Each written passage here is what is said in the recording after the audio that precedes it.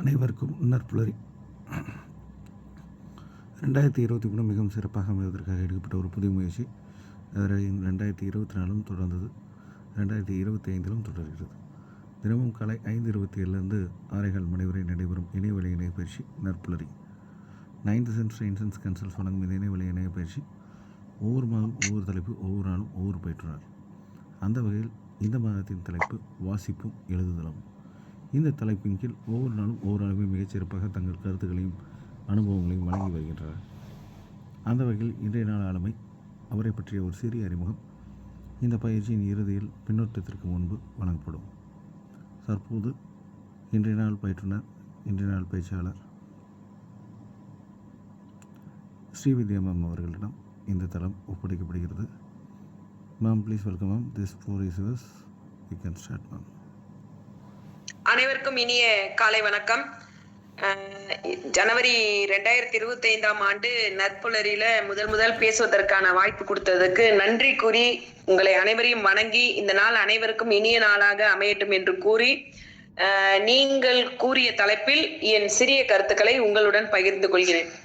அதாவது 2 விதமான செயலுக்கான வாய்ப்பு இங்க. ஃபர்ஸ்ட் ஒன் வாசிப்பு, 2வது ஒன் எழுதுதல் அப்படின்னு சொல்லிட்டு நம்ம எப்பயுமே பார்ப்போம். வாசிப்பு அப்படின்னு பார்த்தோம்னா எதெல்லாம் வாசிக்கலாம் அப்படிங்கும் போது நம்மளுடைய மனம், மூளை, நம்மளுடைய எண்ணம், சொல், செயல், இது எல்லாமே ஒன்னா இருக்கிற லெவல் வாசிப்பு.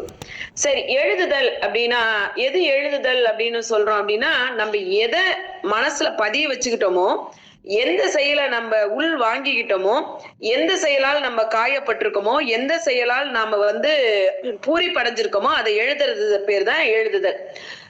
குறிப்பா சொல்ல போனோம்னா, நான் ஒரு ஆசிரியர் தொழில இருக்கிறதுனால எப்பயுமே சொல்வேன், ப்ளீஸ் லிசன், ப்ளீஸ் ஹியர் அப்படின்னு சொல்றதுக்கு 2ம் ஒரே பொருளை குறிக்குது, 2ம் ஒரே மாதிரியான சொற்கள் அப்படின்னு சொல்லிட்டு நிறைய இடத்துல நான் நினைச்சுக்கிட்டு இருந்தேன்.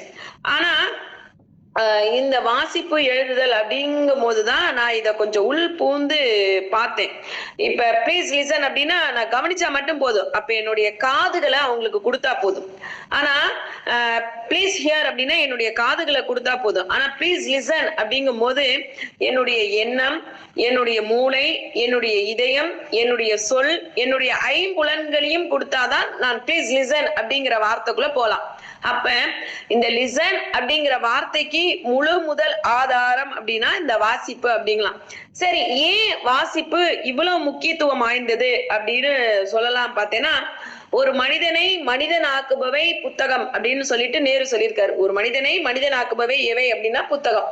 அப்ப ஏன் ஒரு மனிதனை மனிதன் ஆக்குது அப்படின்னு சொல்றத பார்த்தோம்னா, குறிப்பா சொல்ல போனோம்னா, இன்னைக்கு நிறைய பொழுதுபோக்குகள் இருக்கு. நிறைய அவனை தன் நிலையில இருந்து மேம்படுத்திக் கொள்வதற்கு நிறைய வழிமுறைகள் இருக்கு. ஆனா இந்த வழிமுறைகள் எல்லாம் காலங்காலமாக தொன்று வந்த வழிமுறைகளா அப்படின்னு பார்த்தோம்னா இந்த வழிமுறைகள் கிடையாது. குறிப்பா சொல்ல போனோம்னா, இன்னைக்கு நம்ம சொல்லக்கூடிய ஒவ்வொரு வார்த்தைக்கும் ஒவ்வொரு அர்த்தம் இருக்கு. தமிழ்ல எல்லா சொற்களும் பொருள் குறித்தன அப்படின்னு சொல்லிட்டு தொல்காப்பியர் சொல்வார். எந்த சொற்களுமே தமிழ்ல பொருள் இல்லாம கிடையாது. ஆனா அதை நம்ம புழக்கத்துல ஒரு சில சொற்களை சொல்ல மறந்ததுனால அயல் மொழிகளை நம்ம கடன் வாங்க வேண்டிய நிலைக்கு இன்னைக்கு வந்துட்டோம். அந்த மாதிரி இன்னைக்கு சொல்லக்கூடிய முறைகள்ல பார்த்தோம்னா, குறிப்பா சொல்ல போனோம்னா, என்னுடைய ஐயன் திருக்குறளோட அதிகாரத்துல இருந்து சொல்லி இதை நான் ஆரம்பிக்கிறேன்.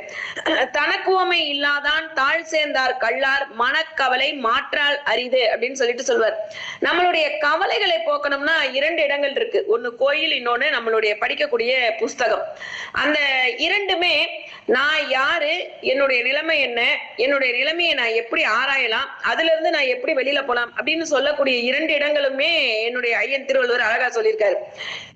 ஆனா இதுல குறிப்பா சொல்ல போனோம்னா, என்னுடைய வாசிப்பு எழுதுதல் அப்படிங்கிற தலைப்புல நான் அதிகமா யாரை நேசிச்சிருக்கேன் அப்படின்னா பாரதியை நேசிச்சிருக்கேன். ஏன்னா ஏன் பாரதியை நேசிக்கிறேன் அப்படின்னு பார்த்தேன்னா, நம்மலாம் கடவுளை நினைச்சு ஐயோ தப்பு பண்ணா சாமி கண்ணை குத்திரும், இந்த உலகத்துல எந்த தப்பு பண்ணாலும் மேல இருக்கிற கடவுள் பார்த்துக்கிட்டே இருப்பாரு, அதனால கடவுளுக்கும் நமக்கும் கொஞ்சம் எப்ப பார்த்தாலும் ஒரு இடைவெளியை விட்டு அவரை முன்னிலைப்படுத்தி சொல்லிக்கிட்டே இருப்போம். ஒரு எஜமானியரை போல் கடவுளை நாம் வச்சுக்கிட்டே இருப்போம். ஆனா பாரதி என்ன செஞ்சிருக்கான் அப்படின்னு பார்த்தோம்னா, ஒரு காதலனாக, ஒரு நண்பனாக, ஒரு தோழனாக நேசிச்சிருக்கான். நீங்க நிறைய பாத்தீங்கன்னா பாரதியோட பாடல்கள் எல்லாம் பார்த்தேன்னா கண்ணனை வந்து தன்னுடைய சக நண்பர்கள் போல திட்டியும் பேசியிருப்பான், அதே மாதிரி தன்னுடைய காதலியை போல கொஞ்சியும் பேசியிருப்பான். அப்ப இத நம்ம படிக்கிறதுனால என்ன வருது அப்படின்னா, ஏன் இதை இப்படி யோசிக்க கூடாது, ஏன் இதை இப்படி செய்யக்கூடாது அப்படின்னு நம்மளால ஒரு கிரியேட்டிவிட்டியை உருவாக்க முடியுது. அப்ப ஒவ்வொரு மனிதனுக்கும் தேவை என்ன அப்படின்னா வாசிப்பு. அப்ப இந்த வாசிப்பை நான் எப்படி கொண்டு வரலாம் அப்படின்னு பார்த்தோம்னா, ஒரு குழந்தை பிறந்தோன்னே ஒரு வயசுக்குள்ள 3 லட்சம் வார்த்தைகள் பேசக்கூடியது. அதோட நியூரான்களோட அமைப்பு முறை ஒரு வயசுக்குள்ள 3 லட்சம் வார்த்தைகளை பேசக்கூடிய அளவுக்கு அதுக்குரிய திறமை இருக்கு. ஆனா இது காலப்போக்குல பார்த்தோம்னா அந்த குழந்தை வளர வளர வளர வளர அதோடைய மனநிலைகள் மாற மாற மாற ஆட்காலம் முழுமே 3 லட்சம் வார்த்தைகள் பேசுற அளவுக்கு இந்த நிலைகள் நம்மளை உருவாக்குறதே கிடையாதான். அப்ப எப்ப அளவுக்கு அதிகமாக நாம் வாசிப்பை மேற்கொள்றோமோ அப்பதான் அளவுக்கு அதிகமான எழுதுதலை நாம் மேற்கொள்ள முடியும் அப்படின்னு சொல்லிட்டு மேரிகாம் அவர்கள் சொல்றாரு. அப்ப ஒரு மனிதன் ஒரு நாளைக்கு 24 மணி நேரம், ஒரு மாணவன் சராசரியாக தன்னுடைய ஆயுட்காலங்கள்ல குறைந்தது ஒரு 18 வயது, அதாவது குறைந்தது 13 ஆண்டுகள்ல இருந்து ஒரு 16 ஆண்டுகள் எங்க இருக்கானா தன்னுடைய உயர்நிலை, மேல்நிலை, கல்லூரி படிப்புல வரான். ஆனா இவன் ஒரு வருஷம் முழுக்க போகக்கூடிய நேரங்கள் அதிகம். ஆனால் இவனுக்கு கொடுக்கப்பட்ட நேரங்கள், கடைசி தேர்வு நேரங்கள் 3 மணி நேரம். அந்த 3 மணி நேரத்துல இவன் 365 நாள்ல குறைஞ்சது 230 நாள் எவ்வளவு வாசிச்சிருக்கானோ அந்த 230 நாள்ல படிச்சதுதான் அந்த 3 மணி நேரத்துல எழுத வேண்டியதாக இருக்கு. அப்ப வாசிப்போட முக்கியத்துவத்தோட எழுதுதலோட முக்கியம் மிகவும் இம்பார்ட்டன்ஸா இந்த இடத்துல குறிக்கிறாங்க. அப்ப ஒரு தேர்வுக்கு தயார் செய்யும் மாணவன் 3 மணி நேரத்துல தன்னோட தேர்வு விடைத்தாள்களை எவ்வாறு கொடுக்கிறானோ அதை பொறுத்துதான் நம்மளுடைய வாழ்வு நிலைகள் மாறுகின்றன. அப்ப வாசிப்பு என்பது ஒரு நீண்ட தூர பயணம் என்றால் அந்த வாசிப்போட முடிவு எழுதுதல் என்பது ஒரு இனிக்கக்கூடிய பயணமாக இருக்கு அப்படிங்கிறது என்னுடைய கருத்து. குறிப்பா சொல்ல போனோம்னா என்னுடைய பாட வரிகள்ல மிகவும் பிடித்த பாட வரிகள்ல பாரதியருடைய கருத்தை சொல்லலாம். கடவுளை குருவாக நினைத்தல் மரபு, பாரதியோ சீடனாக நினைத்து பாடுகிறார். இறைவனை காதலாக தலைவனாக பாடுவது மரபு, ஆனால் கண்ணனை காதலியாக பாடுகிறார் பாரதி. அதாவது இதெல்லாம் பாரதியோட மிடுக்கான தோற்றம், பாரதியோட தனித்தன்மை அப்படின்னு சொல்லலாம். சரி, இதெல்லாம் சொன்ன அவரு இப்ப நம்ம கெசட் அப்படிங்கிற ஒரு வார்த்தையை நம்ம பயன்படுத்திக்கிட்டே இருப்போம். அது எப்படி வந்தது, ஏன் அப்படின்னா வாசிக்கிறது அப்படின்னு பார்த்தோம்னா நிறைய பேரு செய்தித்தாள் வாசிப்போம், வாரமதழ் வாசிப்போம், நாளிதழ் வாசிப்போம், அதாவது சில நாவல்கள் வாசிப்போம். ஆனா இந்த கெசட் அப்படிங்கிற தோற்றம் தெரிஞ்சாதான் இந்த பத்திரிகை அப்படிங்கிறது எப்படி வந்தது அப்படிங்கிறத நம்ம தெரிஞ்சுக்க முடியும். பண்டைய காலத்துல பாத்தீங்கன்னா ரோமானிய அரசு அப்படின்னு ஒரு அரசு வந்து நம்மளுடைய நாட்டுல ரூலிங் பார்ட்டியா இருந்திருக்காங்க.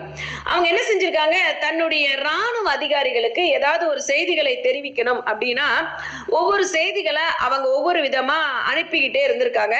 இதற்கு ஆக்டோ டியூனர் அப்படிங்கிற பெயர். ஒரு ராணுவ அதிகாரிக்கு ரோமானிய அரசுல செய்திகளை அனுப்புவதற்கு பெயர் என்ன அப்படின்னா ஆக்டோ டயூர்னா என்று பெயர். இத்தாலி நாட்டுகள்ல செய்திகளை என்ன செய்வாங்களாம், ஒரு பேப்பர்ல ஒரு தாள்ல ஒட்டி அதை வந்து ஒரு செவுத்துல ஒட்டிட்டு போயிருவாங்களாம். அப்ப நம்ம கூட இப்ப காணவில்லை அப்படின்னு சொல்லிட்டு ஒரு போஸ்டர் ஒட்டுறோம், இல்ல ஒரு பிளெக்ஸ் ஒட்டுறோம், இல்ல அப்படின்னா ஏதாவது ஒரு விளம்பரத்தை ஒட்டுறோம் அப்படின்னா இது எங்க இருந்து இறக்குமதி ஆயிருக்கு அப்படின்னா இத்தாலியில இருந்து தான் இறக்குமதி ஆயிருக்கு. ஏன்னு பார்த்தோம்னா இத்தாலி அரசு தான் இதை முதல் கண்டுபிடிச்சிருக்காங்க. தன்னுடைய நாட்டுல ஏதாவது புதுசா ஒண்ணு நடக்குது, இல்ல தன்னுடைய நாட்டுல ஏதாவது மக்களுக்கு தெரிவிக்கணும் அப்படின்னா அவங்க என்ன செய்வாங்களா, ஒரு நாளிதழை எடுத்து அதுல தங்களுடைய கருத்துக்களை எழுதி அங்க இருக்கக்கூடிய செவுத்துல இதை என்ன செஞ்சிருவாங்களாம், ஒட்டிடுவாங்களாம். அப்ப அந்த மக்கள் அதை வந்து படிக்கணும் அப்படின்னா அவங்களுடைய இத்தாலியோடைய நாணயத்துல கெசட்டா அப்படிங்கிற நாணயமா, இத்தாலியோட நாணயத்துக்கு கெசட்டா அப்படிங்கிற ஒரு பெயர் இருந்திருக்கு. அந்த நாணயத்தை கொண்டு போய் அந்த நோட்டீஸ், அந்த செய்திகளை படிப்பதற்கு பக்கத்துல கொண்டு போய் வச்சிடணுமா. அப்ப வச்சதுதான் இந்த கெசட்டா என்பதுதான் மாறி மாறி மாறி கெசட் அப்படிங்கிறது வந்துருச்சு அப்படிங்கிறாங்க. பண்டைய நாளிதழ்களுக்கு பின்னாடி எல்லாம் பாத்தீங்கன்னா இந்த கெசட்டட் அப்படின்னு சொல்லிங்கிற வார்த்தைகள் இருந்துகிட்டே இருக்கும். அப்ப ஒரு நாடுகளை நாம் படிப்பதற்கு தேவையான கருத்துக்களை முதலில் உருவாக்கிய இடம் அப்படின்னு பார்த்தோம்னா இந்த இத்தாலியை சொல்லலாம். இதுல இருந்துதான் கெசட் அப்படின்றது வந்தது. அதாவது எல்லா வித பத்திரிகைக்கு பின்னாடியும் இந்த கெசட் அப்படிங்கிற வார்த்தை வந்துச்சு. சரி, இப்ப இந்த கெசட் வந்ததை நம்ம பார்த்துட்டோம். அடுத்தது இன்னைக்கு ஹிந்து, மாலை மலர், வாரமலர் எல்லாமே படிக்கிறோம். அப்ப இந்த செய்தித்தாள் அப்படின்னு சொல்லிட்டு படிக்கக்கூடிய பழக்கங்கள் நிச்சயமாக மக்கள்கிட்ட இருக்கும். உலகத்துல எங்கேயோ நடக்கக்கூடிய செய்திகளை ஓரிடத்துல கொண்டு வந்து கொடுக்கக்கூடிய பேர் தான் செய்தித்தாள். அப்ப செய்திகளை எதுல வழங்குறாங்க அப்படின்னா தாள்ல வழங்குறாங்க. இந்த தாள்ல வழங்குறது எங்க இருந்து கண்டுபிடிச்சாங்க அப்படின்னா இத்தாலியில இருந்து கண்டுபிடிச்சிட்டாங்க அப்படின்னு தெரிஞ்சிட்டோம். சரி, இந்த செய்தித்தாள் முதல்ல எப்படி பழக்கத்துல வந்துச்சு அப்படின்னு பார்த்தோம்னா, முதல் 1609 ரிலேஷன் அப்படிங்கிற செய்தித்தாள் தான் முதல் கொண்டு வந்தாங்களாம். 16ஆம் நூற்றாண்டுல தான் இதை கண்டுபிடிச்சாங்க. அதை கண்டுபிடிச்சதும் யாருன்னா இத்தாலிய நாட்டுக்காரங்க தான் இதை முதல் கண்டுபிடிச்சிருக்காங்க. சரி, கொஞ்சம் கொஞ்சமா இது அப்படியே வளர்ந்த நாடுகளுக்கு கொஞ்சம் கொஞ்சமா பயணிக்க கட்டது. 18ஆம் நூற்றாண்டுல இது இந்தியாவில இறக்குமதி பண்ணாங்க. அப்ப இந்தியாவில முதல் இறக்குமதி பண்ணும்போது எதை பத்தி கொடுத்தாங்க அப்படின்னு பார்த்தோம்னா, ஒரு கிறிஸ்துவ கழகமானது தன்னுடைய சமய கருத்துக்களை பரப்புச்சு. அப்ப முதலாக தன்னுடைய சமய கருத்துக்களை பரப்புவதற்காக கொண்டு வரப்பட்ட தாள்கள் செய்தித்தாள்களாக இருந்தது. அந்த செய்தித்தாள்கள் எழுதுதலையும் கற்றுக்கொண்டது, வாசிக்கிறதையும் மக்களிடம் கற்றுக்க வைத்தது. சரி, அடுத்தது 1780 ஜனவரி 29 கல்கத்தாவில் அச்சு வடிவிலான ஆங்கில செய்தித்தாள் பெங்கால் கெசட் என்ற வார இதழ் வந்தது. அப்ப கெசட் அப்படிங்கிற பேர் எதுக்கு வந்தது அப்படிங்கறத முன்னாடி சொன்னேன். ஆனா ஒவ்வொரு செய்தித்தாளுக்கு பின்னாடியும் என்ன இருக்கு அப்படின்னா கெசட் அப்படிங்கிற அர்த்தம் இருக்கு. அப்ப பெங்கால் கெசட் அப்படிங்கறத யார் கொண்டு வந்தாங்க அப்படின்னா ஜேம்ஸ் ஆக்ஸ்டல் ஹக்கி. இவர் ஒரு ஆங்கிலேய அரசு தான் கொண்டு வந்திருக்காரு. சரி, இப்ப அடுத்தது நம்ம என்ன வரோம், வேர்ல்டுல வந்தாச்சு. அடுத்தது இந்தியாவில வரும். இந்தியாவில முதல் செய்தித்தாள் எப்ப கண்டுபிடிச்சாங்க? 12/10/1785 செய்தித்தாள் சென்னையில் மெட்ராஸ் குரியர் ரிச்சர்ட் ஜான்சன் என்பவரால் உருவாக்கப்பட்டது. அதாவது நம்ம பிறக்கிறதுக்கு முன்னாடி எத்தனையோ நூற்றாண்டு காலத்துக்கு முன்னாடியே வாசிப்பு அப்படிங்கிறது மக்கள்கிட்ட இருந்தது, எழுதுதல் அப்படிங்கிறதும் மக்கள்கிட்ட இருந்தது. ஆனா இன்னைக்கு வாசிப்பும் குறைஞ்சு போச்சு, எழுதுதலும் குறைஞ்சு போச்சு. ஆனா அன்னைக்கு இதை வளர்க்கறதுக்கு மக்கள் ஒவ்வொரு நாளும் ஒவ்வொரு போராட்டங்களை மேற்கொண்டு ஒவ்வொரு அரசுக்கு எதிராக ஒவ்வொரு பத்திரிகையே துவங்கினாங்க. அதே பார்த்தோம்னா எங்களோட பாரதி எப்படி கண்டுபிடிச்சிருக்காருன்னா, சக்கரவர்த்தினி அப்படின்னு ஒரு நாளிதழ் போடுவார். அதுல பார்த்தோம்னா எல்லாருமே சிவப்பு மையினால் எழுதப்பட்ட காகிதங்களை கொண்டுதான் அவர் எழுதுவார். ஏன்னா ஆங்கில அரசை நான் வெளியில அனுப்பணும் அப்படிங்கறதுனால. அடுத்தது இப்ப அவங்கவுங்க மொழியில இந்த செய்தித்தாள் வந்துருச்சு. இப்ப நிறைய வட்டார மொழிகள்ல செய்தித்தாள்கள் உருவாக்கினாங்க. 1831 தமிழ் மேகசின் அப்படிங்கிற ஒரு அமைப்பானது தன்னுடைய மொழிகளை, அதாவது வட்டார மொழிகள்னா இது எந்தெந்த மொழிகள்ல உற்பத்தி பண்ணிருக்காங்கன்னா தமிழ், மலையாளம், சிங்களம் அப்படின்னு சொல்லிட்டு அந்த மொழிகள்ல வாசிப்பு அதிகரிக்கணும் மக்கள்கிட்ட அப்படின்னு சொல்லிட்டு இந்த தமிழ் மேகசின் அப்படிங்கிற ஒரு மேகசினை உருவாக்கி இருக்காங்க. அதை உருவாக்கினதும் யாருன்னா இந்த கிறிஸ்துவ கழக சபை உருவாக்கி இருக்கு. அதுக்கப்புறம் கொஞ்சம் கொஞ்சமா வளர்ந்து இன்னைக்கு கல்யாணத்துக்கு பத்திரிகை அடிக்கிறோம். நம்ம பார்த்திருக்கோம். பத்திரிகை அப்படின்னா கோயில் நிகழ்ச்சிகள்ல, கல்யாணத்துல அதுவும் ஒரு வாசிப்பு தான், அதுவும் ஒரு எழுதுதல் தான். சரி, இந்த பத்திரிகை முதல் எதுல கொண்டு வந்தாங்க அப்படின்னா பனை ஓலைகள்ல கண்டுபிடிச்சிருக்காங்க. குறிப்பா சொல்ல போனோம்னா நீங்க நல்லா பார்க்கலாம், ஏடு எழுத்தாணி வச்சு எழுதிக்கிட்டு இருந்தாங்க. அதுக்கப்புறம் பனை சார்ந்த தாவர பொருட்கள்ல கண்டுபிடிச்சதுதான் இந்த பத்திரிகை. சில சமயத்துல மன்னர்கள் என்ன செய்யறாங்க, தங்களுடைய நாட்டுல இருக்கக்கூடிய ஒற்றர்கள் மூலமாக அடுத்த நாட்டுகளுக்கு செய்திகளை அனுப்புவதற்காக திரை சீலைகள்ல எழுதி அதன் மூலமாக வாசிப்பு பழக்கத்தை இன்னொரு மன்னர்களுக்கு தெரிவித்திருக்கனர். அப்ப ஓலை என்றே அதை அழைத்தனர். இன்னைக்கு கூட கிராமத்துல சொல்லுவாங்க, கல்யாணத்துக்கு ஓலை எழுதியாச்சா. குறிப்பா ஒரு சமூகத்துல இந்த வார்த்தைகள் இன்னைக்கும் கேட்போம். நம்ம பத்திரிகை அடிச்சாச்சான்னு கேட்போம், அவங்க ஓலை எழுதியாச்சா அப்படின்னு சொல்லிட்டு கேட்பாங்க. அப்போ ஓலை அப்படிங்கிறது என்ன அப்படின்னா, நாம் ஒரு விஷயங்களை எழுத்துப்பூர்வமாக எழுதி அதை மக்களை வாசிக்க வைப்பதற்கு பெயர் தான் ஓலை என்று அழகாக சொல்லியிருக்கார்கள். அந்த ஓலை கொஞ்ச நாள்ல என்ன ஆயிடுச்சு அப்படின்னு பாத்தீங்கன்னா ஏடு அப்படின்னு மாறிடுச்சான். அப்ப ஏடுன்னு ஆனதுக்கு காரணம் என்னன்னா, ஓலையானது ஒரு சில பொருட்களை பத்திரப்படுத்தி அதுல கல்லு, மணத்தக்காளிச்சாறு, இன்னும் சில பொருட்களை இடிச்சு அதை காயப்படுத்தி அதை ஒரு தாள்ல தடவி அந்த தாள்களை காய வச்சு அதை கருப்பாக்கி வண்ணமயனால செஞ்சதுனால ஏடுனாச்சு. அப்ப இந்த ஏடு எடுத்து தொடங்கி அப்படிம்பாரு எங்களோட தமிழ்ல. ஏடு தொடங்கி, ஏடு அப்படின்னா எடுத்து படிக்கிறது. அப்ப குறிப்பாக ஒரு சில வார்த்தைகளை நாம் மேலோட்டமாக பார்க்கும்போது ஏடு அப்படிங்கிறது எதுவும் ஐடென்டிஃபை த கேரக்டர்ஸ் எதுவும் இருக்காது. ஆனா இந்த வாசிப்பும் எழுதுதலும் அப்படிங்கும் போது நான் வாசிக்கிறேன், வாசித்ததலோட வெளிப்பாடு எழுதுதல். அப்போ ஒரு மனிதன் தன்னை பக்குவப்படுத்துவதற்கு 2 நிலைகள் தேவைப்படுகின்றன. ஒன்று வாசிப்பு, இன்னொன்னு எழுதுதல். அதுக்கு அடுத்தது என்னன்னா, வடமொழியில பத்திர அப்படிங்கிறது கடிதம் அப்படிங்கிற பொருள் கொண்டது. இன்னைக்கு கூட பார்த்தோம்னா பல்வேறு செய்திகள் அடங்கிய தொகுப்புக்கு பத்திரிகா அப்படின்னு சொல்லிட்டு சொல்றாங்க. அதாவது அச்சொல்லே நாளடைவில் பத்திரிகை என வழங்கப்பட்டது. அப்ப குறிப்பா ஒரு வாசிப்பு அப்படிங்கிற பழக்கத்தை ஏற்படுத்துவதற்கு நம் முன்னோர்கள் கண்டுபிடித்த வழியான செய்திகளின் தொகுப்புகளை நான் இப்ப சொல்லிட்டேன். சரி, ஏன் இதுல வாசிப்பு இவ்வளவு முக்கியமாச்சு அப்படின்னு சொன்னோம்னா பார்த்தோம்னா, குறிப்பா முந்தானாலும் திருநாவுக்கரசு ஐபிஎஸ் அப்படின்னு சொல்லிட்டு ஒரு ஐபிஎஸ் உன்னூல் உத்தம் செய் அப்படின்னு சொல்லிட்டு ஒரு புஸ்தகம் எழுதியிருக்காரு. அவர் தினமலர்ல எல்லாம் கூட எழுதிக்கிட்டு வர்றாரு. திருக்குறளோட பொருண்மை நெறிகளை நல்ல வண்ண ஓவியங்களாக வரைஞ்சு தன்னுடைய பக்கங்களுக்கு யார் அனுப்புறாங்களோ அதுக்கு பரிசும் பாராட்டு சான்றிதழ் கூட அவர் அனுப்பி வைக்கிறார். தேனி மாவட்டத்தை சார்ந்தவர். அவர் அடிமை பெண் அப்படிங்கிற ஒரு படத்துல எம்ஜிஆர் ஒரு குகைக்குள்ள வாழ்ந்துகிட்டு இருப்பாராம். அப்படி வாழும் போது அவர் அந்த குகைக்குள்ள வாழ்ந்ததுனால அந்த குகையோட பகுதி சிறியதாக இருந்ததால் தன்னுடைய உடல்நிலையும் சிறியதாகவே நினைச்சுக்கிட்டு அவர் தனக்குள்ள ஒரு மனநிலையை பாதியாக குறைத்துக் கொள்வாராம். அப்ப ஒரு மனிதன் நம்ம எதை படிக்கிறோமோ அதுவே அவனுடைய மனநிலையை மட்டும் படுத்தும் அதிகரிக்கும் அப்படின்னு சொல்றாரு. அப்ப குறிப்பாக நம்ம கிட்ட இருக்கக்கூடிய நிகழ்ச்சிகளை வெளியிடவும் வெளியிட்டதை மற்றவர்கள் படிக்க வைக்குவதற்கும் தேவை என்ன அப்படின்னா எழுதுதல் தேவை. இப்ப நம்ம வாழ்ந்த காலங்கள்ல பாரதியார் இல்ல, பாரதிதாசன் இல்ல, கண்ணதாசன் இருந்தாரு, வாலி இருந்தாரு. ஆனா இவங்க எல்லாம் இன்னைக்கு நம்மளோட இல்ல, அவங்க எல்லாம் இறந்துட்டாங்க. ஆனால் அவர்களுடைய வார்த்தைகள் நம்மளுடைய வாழ்க்கைக்கு பயனுள்ளதாக இருக்கு. எப்படி இருக்கு? ஒவ்வொரு நாளும் அறிவுபூர்வமான கருத்துக்களை தேடி தேடி எங்கேயாவது, அதாவது தேன் இருக்கும் இடங்கள் எல்லாம் தேனீக்கள் கண்டு செல்வது போல், இனிப்புகள் உள்ள இடங்களில் எல்லாம் எறும்புகள் தேடி செல்வதை போல் மனிதர்கள் தன்னுடைய அறிவுகளை தேடி செல்லும் இடமாக நூலகத்திலே மேம்படுத்தி கொண்டால் அவர்களது வாசிப்பு அழகாகவும் வெற்றியாகவும் இருக்கும். சரி, இந்த வாசிப்பை நான் நல்லா படிச்சுட்டேன். இந்த வாசிப்பை நான் எப்படி எல்லாம் வெளிக்கொண்டுறது அப்படின்னு பார்த்தோம்னா, குறிப்பா சொல்ல போனோம்னா இந்திரா சௌந்தரராஜன் என்னோட சித்தப்பா, அவரு என்ன சொல்வாரு எழுதுறதுக்கு முன்னாடி, மற்றவர்களுடைய மனநிலையை கண்ணாடி போல் வைத்துக்கொள், உன்னுடைய மனநிலையை நீ உணர்ந்து கொள் அப்படிம்பார். நம்ம ஒரு கவிதையோ கட்டுரையோ எழுதுறோம் அப்படின்னா எனக்கு தெரிஞ்சதெல்லாம் எழுதுறேன் அப்படிங்கிறது வேற. என் மனநிலையை நான் உணர்வாக வைத்துக்கணும், மற்றவர்களை நான் பிம்பமாக வைத்துக்கணும். அப்படின்னு பார்த்தா குறிப்பா மாஸ்க் போட்டாதான் நம்மளால எழுத முடியும். அதே மாதிரி பிரபஞ்சன் அவர்களுடைய கதைகள் ஒண்ணு படிச்சேன், பிம்பம் அப்படின்னு சொல்லிட்டு. அவர் அதுல அழகா எழுதியிருப்பாரு. ஒரு அப்பா அம்மா ஒரு ஒரு ஆண் மகனை பெண் மகனாக சித்தரித்தல்.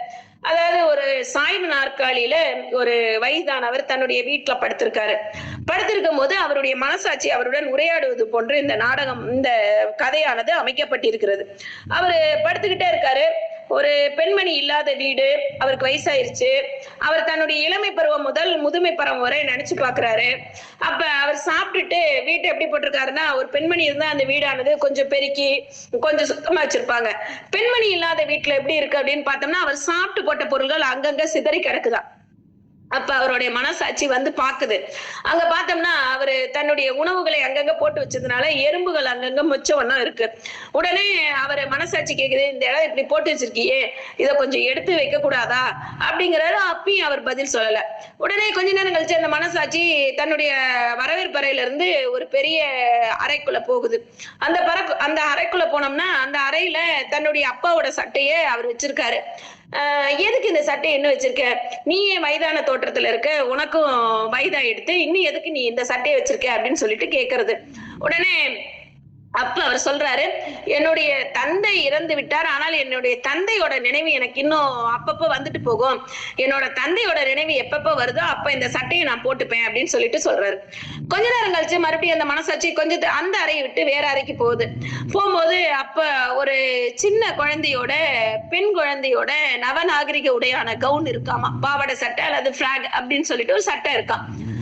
அந்த சட்டையை எடுத்து அந்த மனசாட்சி கேக்குறது, நீ எதுக்கு, நீயோ ஆண் மகன், நீ எதற்கு இந்த சட்டையை வச்சிருக்கிற, இந்த பொம்பளை பிள்ளைங்க போடுற சட்டையை வச்சிருக்க அப்படின்னு சொல்லிட்டு கேக்குது. உடனே அப்ப சொல்றாரு, என் தாய்க்கு பொம்பளை குழந்தை வேணும்னு ரொம்ப ஆசை. ஆனா அந்த பொம்பளை குழந்தை இல்லாதனால என் தாய் என்ன ஆண் மகனை பெண் மகனாக மாற்றிக்கொண்டார். அதனால எங்க அம்மாக்கு எப்பப்ப ஆசை வருதோ அப்ப இந்த கவுனை என்னை பொம்பளையா நினைச்சு போட்டு அழகு பார்ப்பாங்க அப்படின்னு சொல்லிட்டு அந்த மனசாட்சி அவர்கிட்ட சொல்லுது. கொஞ்ச நேரம் கழிச்சு அப்படியே போயிட்டு இருக்கும்போது இன்னொரு அறைக்கு போகிறது. அப்ப போகும்போது இந்த இடத்துல யாருமே இல்லையே, இந்த ரூம் மட்டும் இருக்கே அப்படின்னு, இந்த இடத்துல வாழ்ந்துட்டு இருந்த என் மனைவி என்னிடம் இல்லை, ஆனால் அவள் விட்டு சென்ற அவள் விட்டு சென்ற நினைவுகள் என் மனதில் பசுமரத்தாணி போல் உள்ளன அப்படின்னு சொல்லிட்டு சொல்றோம்னா, இந்த மனசாட்சி உடனே கொஞ்ச நேரத்துல என்ன செஞ்சுதா, தான் வந்த வழியிலே போயிருதான். அப்ப கொஞ்ச நேரம் இந்த மனசாட்சியோட பேசிட்டு இருந்தவர் கொஞ்ச நேரம் கழிச்சு யோசிக்கிறாரு, என்னடா நம்ம நிறைய பேசிட்டோமோ அப்படின்னு யோசிக்கும் போதுதான் இவருக்கு ஒரு நினைவுகள் வருது. ஒவ்வொரு இடத்திலையும் மனிதர்கள் என்ன செஞ்சுக்கிறோம்னா முகமூடியை போட்டுக்கிறோமா. நான் எங்க அப்பாட்ட பேசும்போது, எங்க அம்மாட்ட பேசும்போது, நண்பர்கள்கிட்ட பேசும்போது, கணவன் கிட்ட பேசும்போது, ஒரு ஆசிரியர் மாணவர்கிட்ட பேசும்போது, ஒரு சபையில பேசும்போது, ஒவ்வொரு இடத்துக்கும் தகுந்த மாதிரி நான் முகமூடியை மாற்றிக்கொண்டு இந்த உலகத்தில் அலைந்துகிட்டு இருக்கேன். நான் எப்பொழுது நானாக இருக்க போகிறேன் அப்படிங்கிற கேள்வியோட அந்த கதையை அவர் முடிச்சிருப்பார். அப்ப ஒரு மனிதன் இது போன்ற கதைகளை படிக்கும் பொழுது அவன் மற்றவர்களுக்கு எழுதக்கூடிய விஷயங்கள் என்னவென்றால், தனக்கு எது தேவையோ அதை நன்றாக ஊன்றி கணித்து கொண்டால் வாழ்வானது நிச்சயமாக அடுத்த நிலைக்கு செல்லும் அப்படிங்கறது இந்த கதை மூலமாக நம்ம தெரிஞ்சுக்கிறோம். அப்ப ஒரு மனிதனை பக்குவப்படுத்துவதற்கும் ஒரு மனிதனை நல்வழிப்படுத்துவதற்கும் அவனுடைய தேவைகளை வேணுகிற அளவுக்கு அடுத்தவர்களுக்கு செய்வதற்கும் இந்த வாசிப்பு மிகவும் முக்கியமானது. குறிப்பா சொல்ல போனோம்னா, நிறைய பேசு நிறைய படி அப்படிம்பாங்க. நிறைய பேசு அப்படிங்கறதோட நம்ம நல்லது பேசுறோமா அப்படிங்கிறதுக்கு மிக முக்கிய காரணம் இந்த புஸ்தகம் அப்படிங்கறத சொல்லலாம். குறிப்பா சொல்ல போனோம்னா, இன்னைக்கு காத்தால இந்த நற்புலரியில பேசுறேன் அப்படிங்கிறதுக்காக ஒரே ஒரு கோர்ஸ் மட்டும் எடுத்துக்கிட்டேன். இளைஞனே, இமயம் நீ, தாழ்வு உனக்கு இல்லை, வானம் நீ, சுருக்கம் உனக்கு இல்லை, மகாநதி நீ, சோர்வு உனக்கு இல்லை, சமுத்திரம் நீ, ஓய்வு உனக்கு இல்லை, பிரபஞ்சம் நீ, அண்ட சராசரமும் நீ. அப்ப ஒரு மனிதனை செம்மைப்படுத்துவது எது அப்படின்னால் அவனுடைய வாசிப்பு. அப்ப எனக்கு தெரிஞ்ச கருத்துக்களை உங்களுடைய நிலைகள்ல இருந்து நீங்க அது சரியா இருந்தாலும் சொல்லலாம், தவறா இருந்தாலும் சொல்லலாம். குறிப்பா சொல்ல போனோம்னா, கடைசியாக ஓரிரு வார்த்தைகள் சொல்லி முடித்துக்கிறேன். இப்ப பாரதியும் நமக்கு தெரியும், தாகூரையும் நமக்கு தெரியும். பாரதி அப்படின்னு சொன்னாலே முண்டாசு கவி அப்படிமோ, தாகூர் அப்படின்னா நீண்ட தாடி அப்படின்னு சொல்லிட்டு சொல்லுவோம். ஆனா பாரதி அடுத்த வேளை சோற்றுக்கு உணவு இல்லாமல் திண்டாடியவர். ஆனால் தாகூரோ மிகுந்த செல்வமிக்க சபையில் பிறந்தவர். பாரதி ஆங்கிலேய அரசை எதிர்த்து போரிட்டவர். ஆனால் தாகூர் சர் என்ற பட்டம் பெற்றவர். பாரதி நிறைய தொழில்கள் வளர வேண்டும் என்று ஆசைப்பட்டவர். ஆனால் தாகூர் அத்தொழில் ரொம்ப தேவை அப்படிங்கிறத சொல்லல.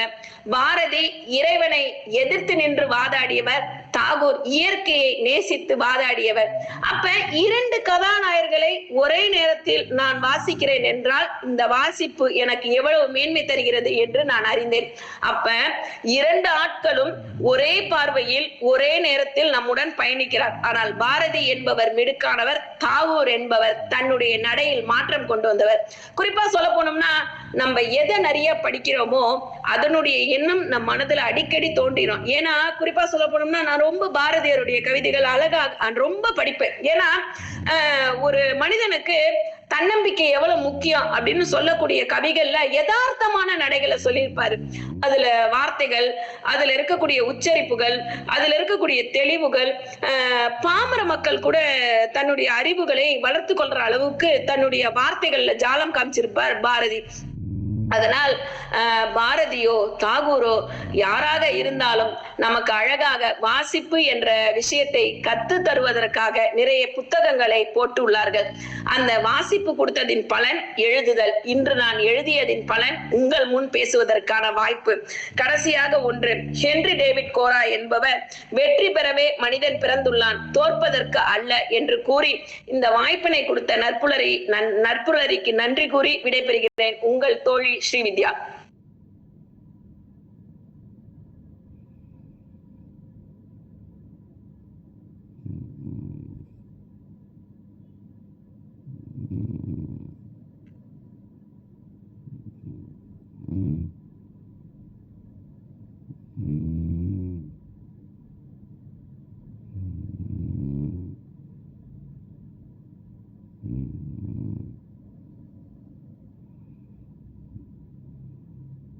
வணக்கம் மேடம். ரொம்ப அருமையான ஒரு நிகழ்வை கொடுத்து சென்றிருக்கிறீங்க. சூப்பரா, நல்ல கருத்துக்கள். உங்களை பத்தின அறிமுகங்கள் கொடுப்பாங்க. இப்ப இவர் வருவாங்க, இப்ப ஃபவுண்டர் கொடுப்பாங்க. அதுக்கு முன்னாடி வேற யாராவது பிறந்த நாள், திருமண நாள் இருந்தால் நீங்க ரைஸ் பண்ணி சொல்லலாம். அவங்களுக்கு வாழ்த்துக்கள் தெரிவிச்சுக்கோம். மீன் டைம் அவங்க ஜாயின் பண்றதுக்குள்ள. Thank you so much Ramesh sir. Thank you sir. யாரும் பிறந்தநாள், திருமண நாள், சுப நிகழ்ச்சிகள் கொண்டாடுறீங்கன்னா சொல்லலாம். இல்லைனா இன்றைய பிறந்தநாள், திருமண நாள், சுப நிகழ்ச்சிகள் கொண்டாடும் அனைத்து நல்லுள்ளங்களுக்கும் நற்புலரின் சார்பாக மனமார்ந்த நல்ல வாழ்த்துக்கள். இன்றைய நாள் பயிற்றுனரை பற்றிய ஒரு சிறிய அறிமுகம். இன்று நமக்கு ரொம்ப யதார்த்தமாக அவங்க வாசித்த பிடித்த விஷயங்களை பற்றியும், நபரை பற்றியும், எழுதுதலை பற்றியும் மிக சிறப்பாக நமக்கு அதிகாலை வேளையில் வழங்கின பயிற்றுனரை பற்றிய ஒரு சிறிய அறிமுகம். இவர் திருச்சி அருகில் உள்ள துறையூரை சேர்ந்தவர். இவர் ஒரு ஆசிரியர். பல மாணவர்களுக்கு தன்னுடைய வழிகாட்டுதல் மூலமாக, தனது கருத்துக்களின் மூலமாகவும் நல்ல வழிகாட்டுதலை வழங்கி வரும் நபர். நற்புலரியல் Vaiyampatti Senthilkumar sir, Saranya jewellers Senthilkumar sir அவர்கள் மூலமாக அறிமுகப்படுத்தப்பட்ட நபர். அவரின் மூலமாக விவேகராஜா அறிமுகம் செய்த நபர்.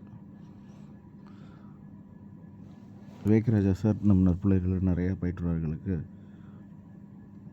வாய்ப்புகளை ஏற்படுத்தி கொடுத்துட்ருக்காங்க. அந்த வகையில் ஸ்ரீவித்யா மேம் அவர்களையும் விவேகராஜா சார் அறிமுகப்படுத்தியிருக்கிறார். பயிற்சி துறையின் மேல் உள்ள ஆர்வத்தின் காரணமாக ஜேசி அமைப்பில் தன்னை இணைத்து கொண்டு ஜேசியில் அடுத்த கட்டமாக பயிற்றுனராக வலம் வருவதற்கும் தயாராகி கொண்டிருக்கும் நபர். பயிற்சி துறையின் மேல் உள்ள ஆர்வத்தின் காரணமாக தொடர்ந்து பயிற்சிகள் எடுத்து வரும் நபர். நற்புலரி அல்லாத மற்ற தளங்களிலும் தனது சொற்பொழிவுகளையும் தனது புத்தக திறனாய்வுகளையும் வழங்கி வரும் நபர்.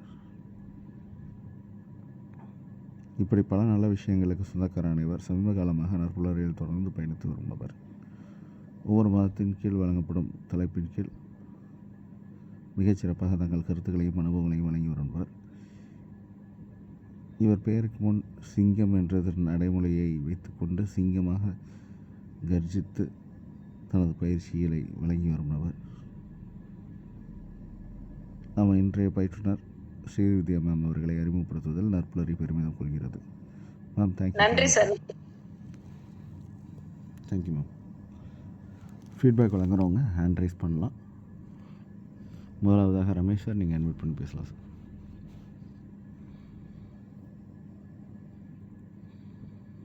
வாய்ப்புக்கு நன்றி சார். மேடம் ஸ்ரீவித்யா மேடம்க்கு மீண்டும் என்னுடைய நல்வாழ்த்துக்கள். இந்த தலைப்பு ஒட்டி என்னுடைய சிறிய கருத்துக்களை கொடுக்குறேன் அப்படின்னு ஆரம்பிச்சு சீரிய கருத்துக்களாக கொடுத்துருக்கிறீங்க. மிக மிக அருமையான விஷயம். ஒரு எழுத்தோட வரலாறு எப்படி வந்தது, கேசட் அப்படிங்கிறது எப்படி வந்தது, ஒரு ஓலை எப்படி வந்தது, பத்திரிகை அந்த விஷயங்கள் எப்படி வந்தது, கம்யூனிகேஷன் மாதிரி அதோட ஆரம்ப கட்டங்கள்லாம் அழகா சொல்லியிருந்தீங்க. மிக அருமையா இருந்தது. புது தகவல்களாக எனக்குப்பட்டது. பாரதியார் பத்தி நீங்க சொன்ன விஷயம் அப்படியே நான் எப்பவுமே திங்க் பண்ணுவேன். ஒரு யதார்த்தமான ஒரு கவிஞர்.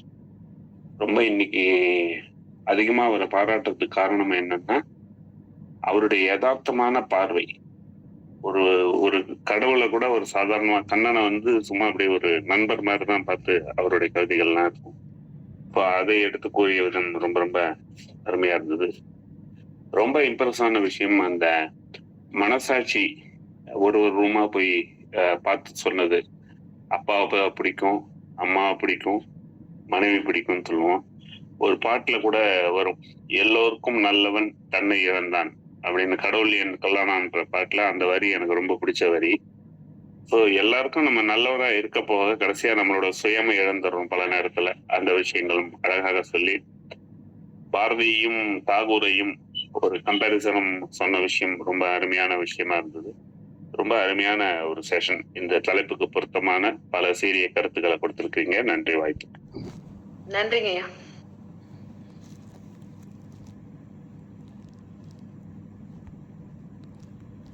Thank you so much Ramesh sir. Lakshmi Narayanan sir, நீங்கள் அட்மிட் பண்ணி பேசலாம் சார். நன்றி குமரேசன் சார். இனிய நற்புலரி வணக்கங்கள் நண்பர்களே. மற்றும் ஒரு அதிகாலை பொழுதில் உங்கள் அனைவரையும் இந்த தளத்தின் வாயிலாக சந்திப்பதில் மிகுந்த மகிழ்ச்சி. தனது பெயருக்கு அடைமொழிக்கு ஏற்ப சிங்கம் போல் கர்ஜித்து அடங்கி இருக்கின்றார் வித்யா மேடம் அவர்கள்.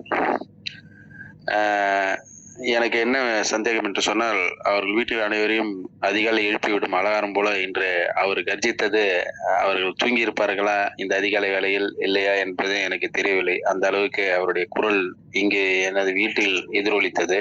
அவர்கள் வீட்டில் எப்படி இருந்திருக்கும் என்று என்னால் யூகிக்க முடிகிறது. அந்த அளவுக்கு மிக உச்ச ஸ்தாயில் அவர் தனது கருத்துக்களை இங்கு எடுத்து வைத்திருக்கின்றார். குறிப்பாக நான் சொல்ல வேண்டிய விஷயம் என்னென்றால், கெசட்டட் அப்படின்வாங்க. கெசட்டட் இப்ப சாதாரணமா நம்ம தமிழ்நாடுடைய கெசட்டட் எல்லாம் எங்க வெளியிடுறாங்கன்னா, மவுண்ட் ரோட்ல இருக்கக்கூடிய அரசு அச்சகத்துல இருந்து தான் வெளியிடுவாங்க. அங்க போனோம் அப்படின்னா நம்ம காசு கொடுத்துதான் அந்த அறிக்கைகளை நம்ம வாங்க முடியும். அந்த மாதிரி அதை இத்தாலிக்கு நேரம் நம்ம அழைத்து சென்றார்கள். சில நூற்றாண்டுகளுக்கு முன்னே இத்தாலி தான் உலக அளவில், அதாவது இந்த பத்திரிகை, சுற்றறிக்கை, இந்த மாதிரி விஷயங்கள் எல்லாம் அறிமுகப்படுத்திய விஷயங்கள் எல்லாம் நமக்கு சொன்னாங்க. ஒரு நல்ல தகவல். சாதாரணமாக இது போன்ற தகவல்கள்லாம் நமக்கு கிடைக்காது. அதை நினைவுபடுத்தி ஒரு காசு கொடுத்து ஒரு அரசின் அறிக்கைகளை, செய்திகளை இப்படியெல்லாம் அன்றைக்கு ஆரம்பிச்சார்கள். அது இன்று உலகம் முழுக்க அப்படிதான் போய்கொண்டிருக்கின்றது. மத்திய அரசு கெசட்டட, மாநில அரசு கெசட் அப்படின்ற மாதிரி போயிட்டு இருக்கு. இதெல்லாம் இங்க அவங்க கொண்டு வந்தாங்க, அதாவது வாசித்தலும் என்ற விஷயத்துக்கு. இன்னொரு கூடுதல் தகவல் என்னன்னா, இந்திரா சவுந்தரராஜன் அவருடைய சித்தப்பான்னு சொன்னாரு. சமீபத்தில் அவர் மறைந்தார் நம்ம விட்டு. எனக்கு ரொம்ப மிக பிடித்த எழுத்தாளர். அவருடைய விடாது கருப்பு எல்லாம் யாராலையும் மறக்க முடியாத ஒரு விஷயம். அப்படிப்பட்ட ஒரு நல்ல ஒரு எழுத்தாளர்கள் இவருக்கு உறவினர் சித்தப்பா என்பது அது மட்டும் ஒரு ஆச்சரியப்படத்தக்க ஒரு செய்தி. அவரையும் இங்க நினைவுகூர்ந்து அவருடைய எழுத்தையும் அவருடைய எப்படி அவருடைய எழுத்து எப்படி இருக்க வேண்டும் என்று அவர் சொல்லதை இங்க நினைவு கூர்ந்திருக்கிறார். இப்படி நிறைய விஷயங்கள். இவருடைய பேச்சு இன்றைக்கு எழுத்தாளர்களை பற்றியோ ஒரு நூலை பற்றியோ இல்லாமல் பல அரிய கருத்துக்களை நம்முடைய எடுத்துரைப்பதாக இருந்தது. எழுத்தையும் வாசித்தலையும் மிக கோர்வையாக அதில் சில முக்கிய கதாநாயகர்களையும் கொண்டு நிறுத்தினார் நம் மனக்கண் முன். அனைத்திற்கும் அவருக்கு நன்றி பாராட்டி, தொடர்ந்து இந்த தளத்தில் உங்களுடைய பயணம் எப்போதும் இருக்க வேண்டும், உங்கள் பங்களிப்பு இருக்க வேண்டும் என்று வேண்டிக் கொண்டு விடைபெறுகிறேன். நன்றி, வணக்கம். நன்றி லக்ஷ்மணன் சார். ஃபீட்பேக் வழங்க விரும்புகிறவங்க ஹேண்ட் ரைஸ் பண்ணலாம். அடுத்தாக வீரசேகரன் சார், நீங்கள் இன்வைட் பண்ணி பேசலாம் சார். அன்பு எளிமைய சோதரர்கள், சோதரிகள், உங்கள் அனைவருக்கும் இனிய நட்புலரி வணக்கம். சிங்கப்பெண் சிங்கம் ஸ்ரீவித்யா அவர்கள். இதுல இப்ப நம்ம ரமேஷ் சார், லட்சுமி சார் ரெண்டு பேரும் சொன்னதுதான் நான் வழிமொழிய விரும்புறேன். கர்ச்சித்தார் அப்படின்னு லட்சுமி சார் சொன்னாங்க. அது காரணம் என்னங்கிறதுக்கு பாரதியே சொல்லிட்டாரு. நிமிர்ந்த நன்னடை, நேர்கொண்ட பார்வையும். அந்த நிமிர்ந்த நன்னடைங்கிறதுல ஏன் அப்படின்னு கேட்டா, வெறும் செருக்கு மட்டும் இருந்து நிமிர்ந்து நடக்கிறது இல்லையா. நிமிர்ந்த நன்னடை, நேர்கொண்ட பார்வையும். ஏன் அப்படி வருதுன்னா, நிலத்தில் அஞ்சா நெறிகளும் ஞான செருக்கும் இருப்பதால் செம்மை மாந்தர்கள் திரும்புவது இல்லையா. நேர்கொண்ட பார்வை அந்த இது செம்மை மாந்தர்கள் அது மாதிரி ஒரு ஞான செருக்கு அது இருக்கு, ஞானம் இருக்குது. அடுத்தது நிலத்தில் அஞ்சா நெறிகள், நெறிய கடைபிடிச்சிட்டு போறாங்க, அதனால நிமிர்ந்து நடக்கிறாங்கன்னு. அது போலதான் சகோதரியர் அவர்கள் எல்லாத்தையும் வரலாற, மிக அதிகமான வரலாற தொட்டாங்க. ஐயா சொன்ன மாதிரி சவுந்தரராஜன், இந்திரா சவுந்தரராஜன் ஐயா அவர்களுடைய உறவுக்காரர்னு நினைக்கிறப்ப இன்னும் கொஞ்சம் எண்ணத்துல நமக்கு ஒரு பெரிய எண்ண ஓட்டங்கள் ஓடுது. அதான் சொல்றேன், ஒரு வேல்யூ அடிஷன் அப்படின்னு சொல்ல போனா எல்லாத்தையும் சொல்லிட்டு வந்தாங்க. அதெல்லாம் செய்திகளா வரலாறுகளா இருந்தப்ப வேல்யூ அடிஷன்னா நெஞ்சோடு புலத்தல் அப்படின்னு சொல்றதுல தன்னுடைய தந்தை வச்சிருந்த அந்த சட்டைய போடுறதும், தாய் தன்னை உருவாக்குறது, இதை எல்லாருக்கும் கிடைச்சிருக்கும். பெண் குழந்தை இல்லைன்னா உடனே ஆண் குழந்தைக்கு கொஞ்ச நாள்ல தலைய சீவி விடுவாங்க, வேணும்னு முடிய அதிகமா வளர்ப்பாங்க. நடுவுல முடி, குலதெய்வத்துக்கு முடி எடுக்கணும்னாலும் உடனே போய் எடுத்துட மாட்டாங்க. கொஞ்ச நாள் வளர்த்து அதுல பூவெல்லாம் சூடி, பூச்சூடி உன்னை கல்விக்கு அனுப்புவாங்கன்னு சொல்லுவாங்களே, பாடல் இருக்கு இல்லையா, அது மாதிரி அழகெல்லாம் பார்த்து மனசை தேற்றிக்குவாங்க. பொண்ணு ஒண்ணுதான், பிள்ளையும் ஒண்ணுதான் நமக்கு அப்படின்னு மனதை தேற்றிக்கொள்வது எவ்வளவு பெரிய வேல்யூ அடிஷன் பாருங்க. அது ரொம்ப இதா இருந்தது. அன்பான வேண்டுகோள், நான் என்றும் சொல்லுவதுதான், அடிக்கடி வாருங்கள், அமுத ஊற்றை எங்களுக்கு தாருங்கள். நன்றி, வணக்கம். நன்றிங்க ஐயா. நன்றி வீரசேகரன் சார். அடுத்தாக வெங்கட்ராமன் சார், நீங்களா? இது வெங்கட் நானின்னு இருக்கு.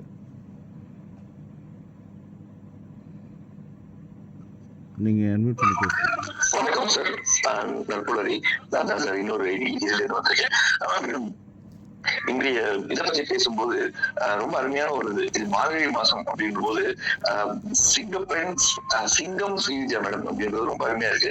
அதாவது இன்னைக்கு லட்சுமி நாராயணன் சார் கர்ஜித்தல் அப்படின்ற வார்த்தையை சொல்லும்போது பார்த்தா நேற்றோட பாசுரத்தோட அது தொடர்பு இருக்குது. மாறி மழை முளைஞ்சு மண்ணி கூட திரும்பும் சீரிய சிங்கம் அறிவிட்டு இருந்து அப்படின்னு சொல்லுவாங்க. அப்போ இந்த சிங்கம் கர்ஜிக்குதுன்றது இன்னொரு சிங்கத்துக்கு தான் தெரியும் போது லட்சுமி நாராயணன் சார் மட்டும்தான் தெரிஞ்சிருக்கு சிங்கமா கர்ஜிச்சிருக்காங்கன்னு. எனக்கு அது தெரியவே இல்லை சார். நாங்களாம் இல்ல, அப்ப நாங்களாம் பசுவா இருந்துட்டு அப்படியே வந்துட்டு போறோம் அப்படிங்கிறது ரொம்ப அழகா புரியுது. அடுத்தது வாசித்தல் நேசித்தல் அப்படிங்கிறதுல வாசித்தல் எழுதுதலும் ஏன் அவசியம்ன்றது இந்த தலைப்போட நம்ம முடிச்சிருந்த பார்த்தா அவங்க பேருக்கே இருக்க மாதிரி இருக்கு. எப்படி பாருங்க, சிங்கம் அப்படின்னா நம்ம இந்த முத்திரம் தேவியர் அப்படின்னு சொல்லி நம்ம எல்லாம் சொல்லுவோம். சரஸ்வதி, லட்சுமி, பார்வதி. அத அடைமொழியா வச்சு ஸ்ரீன்ற லட்சுமியோட வச்சு அது ரெண்டும் படிப்புக்கு எவ்வளவு அழகான ஒரு வித்யா அப்படின்றதோட வச்சிருக்காங்க. ரொம்ப அருமை. அது தவிர நீங்க சொன்ன விஷயங்கள் எல்லாம் இல்லையா, தரித்திர சான்றோட பேசும்போது எவ்வளவு விஷயங்கள் பேசுறாங்க. அதோட தன்னோட எப்படி நம்ம இதோட சேர்த்து சொல்லும் போது அது ரொம்ப அருமையா இருந்தது. அவங்க ஏற்கனவே சார் சொன்ன மாதிரி அவங்க சித்தப்பாவோட சொந்தக்காரங்க அப்படின் போது அந்த சொந்தத்தை சொல்லி போகும்போது அதுவும் ஒரு அழகா இருந்தது. அதோட முக்கியமான விஷயம், பாரதியார் பாட்டு குறிப்பிடுவன் பாரதின்னு சொன்னா அமைதிக்கு பேர் போன ரவீந்திரநாத் தாகூர் வாங்கியது அப்படின்னு அவங்க ரெண்டு பேரும் எப்படி வாசிக்கிறது நமக்கு எவ்வளவு பயிற்சியை தருது. ரெண்டு பேரும் எவ்வளவு பெரிய ஒரு இமாலய வித்தியாசங்கள் இருக்குன்றது ரொம்ப அருமையா சொன்னீங்க. நிறைய விஷயங்கள் கருத்து கொடுத்தவருக்கு ரொம்ப நன்றி மேடம். இன்றைய நாள் ரொம்ப அருமையான ஒரு நாளா மாற்றி இருக்கு. தேங்க்யூ. நன்றிங்க. Thank you so much Venkatraman sir. Loganathan sir, நீங்கள் அட்மிட் பண்ணி பேசலாம் சார்.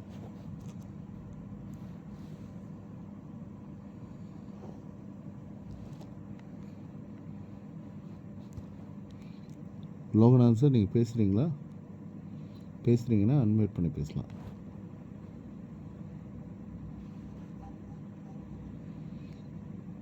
ஹேண்ட் ரைஸ் பண்ணியிருக்கீங்க, ஆனால் மியூட்டில் இருக்கீங்க. ஓகே, நன்றி. தாமோதரன் சார், நீங்கள் அன்மியூட் பண்ணி பேசலாம் சார். இனிய நட்புணர்வு காலை வணக்கம். இந்த வித்யா மேடம் மிக சிறப்பான ஒரு சொற்பொழிவு என்பதை விட சீரிய பல கருத்துக்களை இன்று கூறியிருக்கின்றார்கள். என்னுடைய வீட்டில் இப்போது திருப்பாவை படித்துக் கொண்டிருக்கிறார்கள். அதில் ஒரு பாடல் வந்தது, சீரிய சிங்கம் அறிவுட்டு தீ விழுந்து வேரி மயிர் பங்க எப்பாடும் பொழுதுதறி என்ற வரிகளை என் காதில் விழுந்தது. ஆம், வித்யா மேடம் இன்று சிறப்பான ஒரு சிங்கம் போல கர்ஜித்து பல கருத்துக்களை நற்புலரிக்கு தந்திருக்கின்றார்கள். அவளுக்கு மனமான வாழ்த்துக்களை தெரிவித்துக் கொள்கிறேன். சிறப்பு மேடம், இன்றைய செஷன் உங்களுடைய வாழ்த்துக்கள். நன்றி. நன்றி தாமோதரன் சார். நன்றி சார். நிறைவாக சிவகனி மேம், நீங்கள் இன்புட் பண்ணி பேசலாம். அனைவருக்கும் வணக்கம் மேம். செஷன் எக்ஸலண்டா இருந்தது மேம். அதாவது இந்த ஓலைச்சுவடியோட வரலாறு, அது மட்டும் இல்லாம அந்த கெசட் அது அப்படின்னா என்ன, எப்படி வந்து நாளிதழ் வந்தது, ஸோ நம்மளோட வாசிப்பு எந்த மாதிரி இருக்கணும், அதெல்லாம் வந்து ரொம்ப அழகா எடுத்து சொன்னீங்க. ரொம்ப சிறப்பு. நீங்க நேற்றே பேசிருக்கலாம்னு எனக்கு தோணுது. அழகா இருந்தது மேம். வாசிப்பும் நேசிப்பும் பழையதிலிருந்து பல பொருளை கற்றிட இளையதில் தோன்றிய ஓலைச்சுவடியை மலை போல் உயர்ந்த மாமனிதராயிட தலையாய கடமையாய் தலையங்கம் வாசித்திடு. வாழ்வில் அனுபவம் வழியாக வாசிப்பை தாழ்வை அகற்றிட தயங்காமல் படித்திட வீழ்ந்திடா வண்ணம் வென்றிட தொடங்கிடு மூழ்கிடு வாசிப்பில் முனைந்து எழுதிடு. முண்டாசு கவிஞனை முழக்கமிட்டு பேசி பன்முக கவிஞர் டாகூரின் வாழ்வினையும் காட்டி இல்லம் தனிலே இன்பமாய் தொடங்கி எல்லோர் மனதிலும் ஒளிவிளக்கேற்றிய உங்களுக்கு எங்களுடைய மனமார்ந்த நன்றிகள், வாழ்த்துக்கள் Srividya ma'am. Thank you so much sir. Thank you so much Kavidevathai Sivakani ma'am. Kavidevathai ஐயா மன்னிக்கவும், நான் சொல்லிட்டேன். ஐயா லோகநாதன் சார், நீங்கள். ஐயா, இனிய நற்புலரை காலை வணக்கம் ஐயா. நான் இன்னைக்கு இருமுடி கட்டிக்கிட்டு சபரிமலைக்கு போக போறேன். இருப்பினும் இன்னைக்கு காலையில இதை அட்டன் பண்ணி ஆகணுன்றதுக்காக எழுந்து காத்துக்கிட்டு இருந்தேன். ரொம்ப இனிமையா இருந்தது. இது எல்லாருமே பழைய நினைவுகள். எனக்கு 73 வயது. நான் 1ஆம் வகுப்பு, கிட்டத்தட்ட 68 ஆண்டுக்கு முன் 1ஆம் வகுப்பு படிக்கும்போது பாரதியார் வேடம் போட்டு அவருடைய பாடல் ஒன்றை பாடினேன். அந்த பாடலை இப்போது பாடுகிறேன். பறையருக்கும் இங்கு தீய புலையருக்கும் விடுதலை, பரவரோடு இங்கு மறவருக்கும் விடுதலை, திறமை கொண்டு தீமையற்ற தொழில் புரிந்து யாவரும் தேர்ந்த கல்வி ஞானம் எய்தி வாழ்வோம் இந்த நாட்டிலே. இந்த பாடல் இப்போ ஞாபகம் இருக்கு எனக்கு. ரொம்ப சந்தோஷமான நாள் இன்னைக்கு. எல்லாருக்காகவும் நான் கற்பலரி மற்றும் இந்த உலகத்தில் உள்ள எல்லா உயிருக்காகவும் ஐயப்பனை வேண்டிக் கொண்டு வருகிறேன். இந்த வாய்ப்பை அளித்ததுக்கு மிக்க நன்றி ஐயா. ஐயா கேக்குதுங்களா பேசுறது? நல்லா கேட்குதுங்க ஐயா. நன்றி, ரொம்ப சந்தோஷம் ஐயா. நன்றி நன்றி நன்றி. தேங்க்யூ. உங்களுடைய பயணம் மிக சிறப்பாக அமைவதற்கு நற்புலரின் சார்பாக பிரார்த்தனைகளும் வேண்டுதல்களும் சார். நன்றி நன்றி சார். உங்களுடைய ஆசீர்வாதம் என்றைக்குமே நற்புலரிக்கும் தேவை, இங்கே உள்ள அனைத்து நபர்களுக்கும் தேவை ஐயா. நன்றி.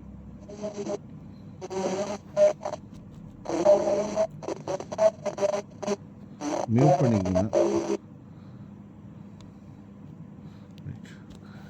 நண்பர்களே, இன்று அதிகாலை வேளையில் நமக்கு மிக சிறப்பாக நிறைய நல்ல விஷயங்களை அதிகாலை வேளையில் கர்ஜித்து தன் கருத்துக்களை வழங்கிய சிங்கம் ஸ்ரீவித்யா மேம் அவர்களுக்கு நற்புலரின் சார்பாக மனமார்ந்த நன்றி உணர்வை வெளிப்படுத்திக்கிறோம். நண்பர்களே, இன்று அதிகாலை வேளையில் இந்த நிமிஷம் வரைக்கும் பயணித்திருக்க அனைத்து நல்லுள்ளங்களுக்கும், பயணித்து வேலை நிமித்தம் காரணமாக விடைபெற்ற அனைத்து நல்லுள்ளங்களுக்கும், பின்னோட்டம் வழங்கிய அனைத்து நல்லுள்ளங்களுக்கும் நற்புலரின் சார்பாக மனமார்ந்த நன்றியுணர்வை வெளிப்படுத்துகிறோம். மீண்டும் ஒரு நல்ல பயிற்சியுடன் நல்ல பயிற்றுனருடன் நாளை சந்திப்போம் நண்பர்களே. நன்றி, வணக்கம். நன்றி சார். மிக்க நன்றி.